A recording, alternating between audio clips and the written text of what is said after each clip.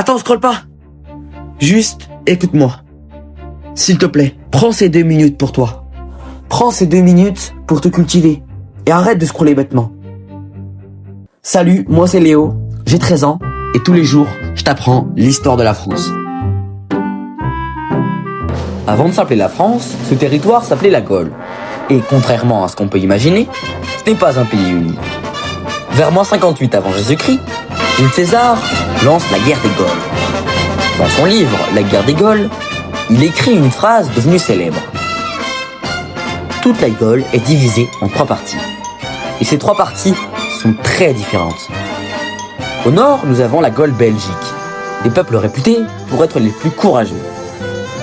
César a même dit « ce sont les plus braves, donc les plus dangereux ». Au centre, la Gaule celtique, la plus vaste. Le peuple de Vercingétorix, né vers moins 82 et mort exécuté en moins 46. Au sud, nous avons l'Aquitaine.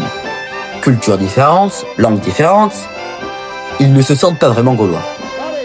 3 peuples, 3 cultures et 0 unité.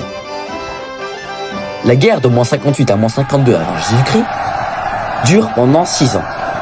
Rome avance méthodiquement. Vercingétorix comprend trop tard l'erreur. En moins 52 avant Jésus-Christ, à Alésia, les Romains encerclent les Gaulois. Double mur, famine, aucune issue. Vercingétorix se rend. Militairement, c'est une défaite. Mais historiquement, ça devient un mythe. La Gaule est vaincue, mais elle n'est pas détruite. Elle va être transformée. Et c'est là que commence vraiment l'histoire de la France. Si ça t'a plu, n'hésite pas à t'abonner et je te raconte l'histoire de la France tous les jours.